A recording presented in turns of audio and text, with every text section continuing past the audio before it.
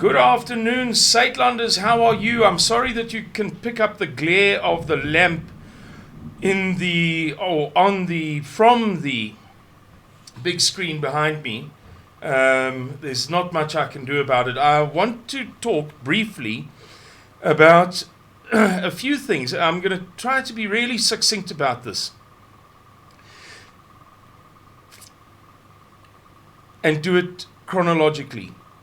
In sometime after the multiracial elections of 1994, Ronnie Kasrils, the ANC's former head of intelligence, who then became a minister of something, and whom I met, and I have to say, was the only, one of only two competent ANC people I ever met.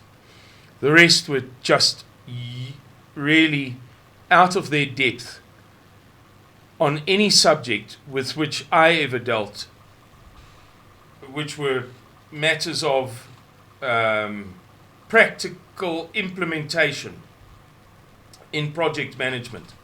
These guys didn't have a clue, but he was very, very capable. He bragged that Operation Muflon, one of the ANC operations to smuggle arms into the country, successfully brought in over 2 million rifles. Those rifles were meant, that's one operation of many. Those rifles were meant to be destroyed in what was called Operation Muflon, Muflon.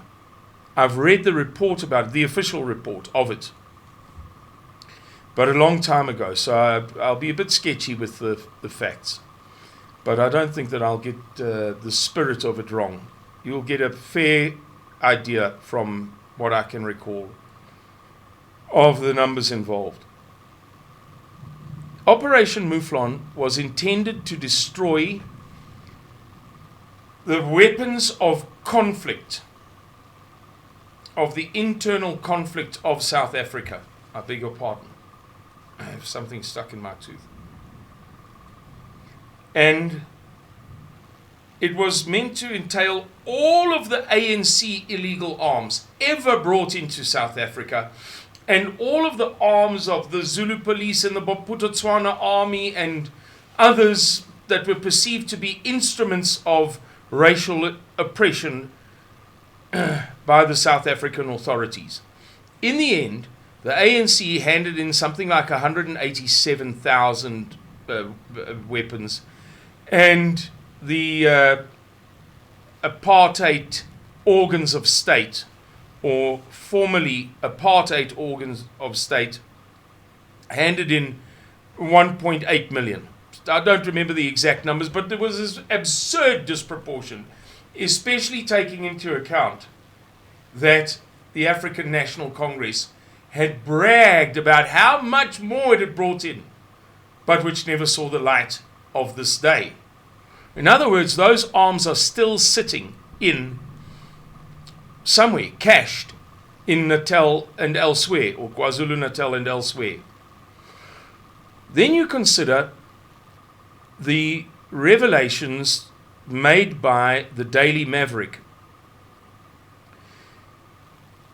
after the events of the 8th to the 14th of July 2021, in other words, the riots in Natal, in which the Daily Maverick's investigations revealed that there was a firm conviction. They wrote 3 big pieces on this.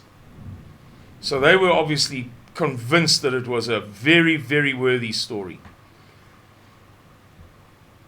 That certain security experts, boffins, were absolutely convinced that those events of those 6 nights were at least partly a camouflage for focused robberies of specific materiel for a future conflict. That under the guise of that chaos, the African National Congress had taken advantage of the opportunity to steal things like satellite phones and digital cameras and ration packs and tents, sleeping bags, and so on. Huge numbers. And, as you know, millions upon millions of rounds of ammunition. If you then consider what Statelanders, what Mr. Miller has been telling us for years, teaching us, that there's going to be a nationwide anarchy, a civil war in this country. And you then consider what K.W. Miller has been saying in recent days. I put it to you that there is a picture that is forming out of little jigsaw puzzle blocks, jigsaw puzzle pieces. A picture is forming here that should be of the gravest concern to the entire country. Now you might say to me, but Simon, and in fact this was said to me today, I have been dealing with a man of phenomenal power. And most of our dealings are informal. I'm dealing with him on behalf of Statelanders, and he's dealing with me in his capacity as somebody of truly great power. But most of what we talk about is just nonsense, friendly stuff. But we got onto this subject today, very briefly, and then we moved on to light-hearted stuff again. And in that brief conversation, he pointed out to me that I shouldn't be so ready to believe anything that the Daily Maverick has to say, in his opinion, because of who funds them and who erected them, who's responsible for them, and so on. And similarly, many people say to me, pay no attention to K.W. Miller, to which I always answer, you guys conveniently forget the fact that I alone in the Republic of South Africa was willing to stick my neck out at the very beginning of K.W. Miller's videos, after the second one, and say, guys, don't take what he's saying too seriously. There very well may be an agenda here. I wrote quite a long piece on it, on that subject. So you don't have to convince me that K.W. Miller might not be on our side of the fence and that he may be lying. You don't have to convince me that the Daily Maverick may not be on our side of the fence and may have an agenda.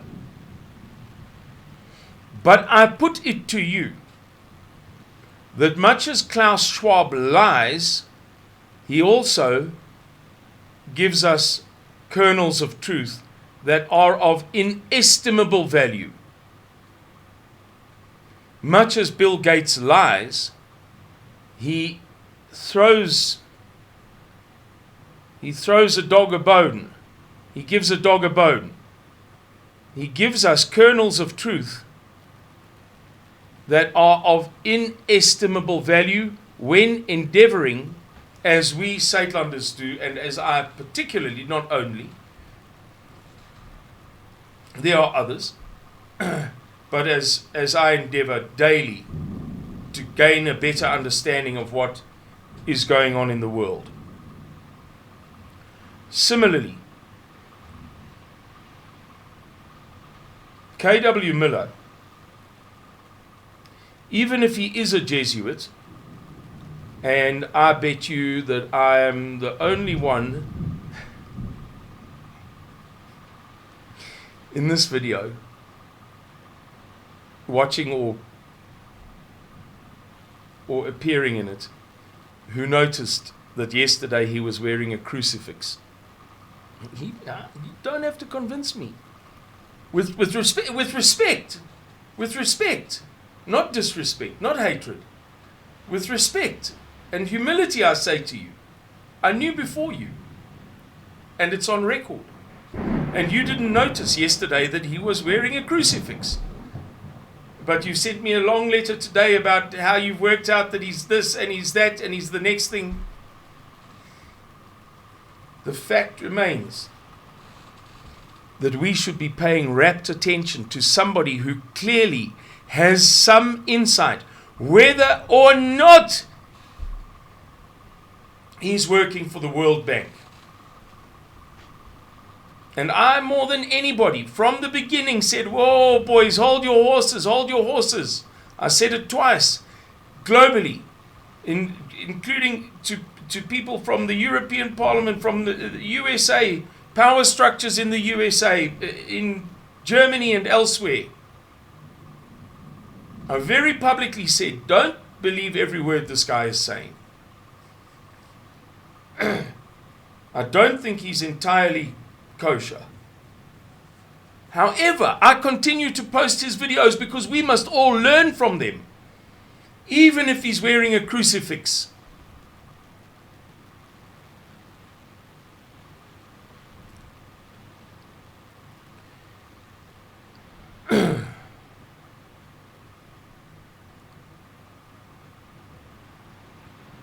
And even if the Daily Maverick is funded by the Open Society Foundation or something very close to it, via Helen Ziller or from George Bush via the Open Society Foundation, as steered by Helen Ziller. Even so,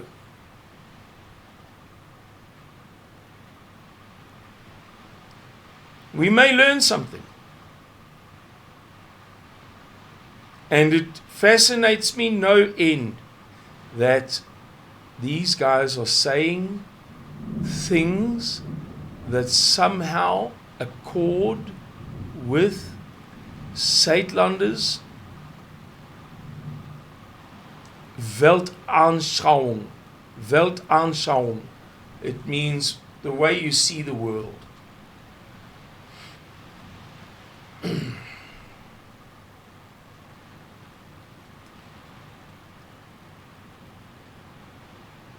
I think that the lesson that we should be taking is that both the goodies and the baddies, the cowboys and the Indians, the cops and the robbers,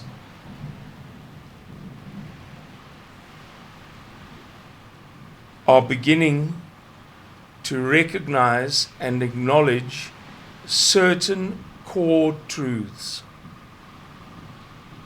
Of course, we differ from them 180 degrees in our beliefs, our faiths, the reasons why we do these things.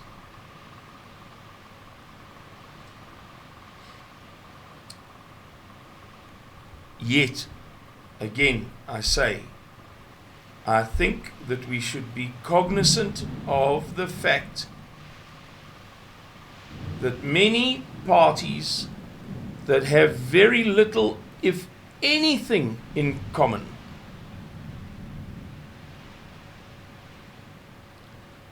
are seeing and saying the same things about the terminal and catastrophic demise of South Africa.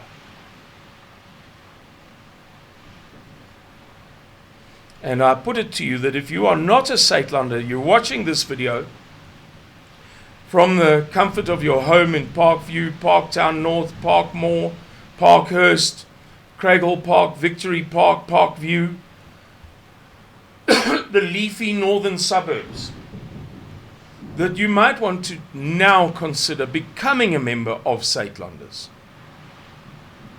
Because it appears as if no matter where you sit on the spectrum, or no matter where they sit on the spectrum, many people are beginning to agree that this is not going to end well, which is going to jeopardize your welfare. And the only organization in South Africa that has a proper plan to navigate the treacherous and turbulent waters of the future is Statelanders. There is nobody else. And now is the time. I'm going to leave that with you. I'm going to leave that to your judgment and your conscience, but you have been warned.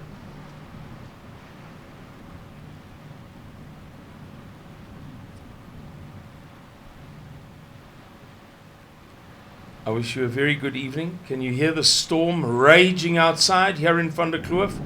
It has been insufferably hot today. And now we're having the deluge. Anyway, thanks for watching, guys. Goodbye, and God bless all of you. Bye-bye.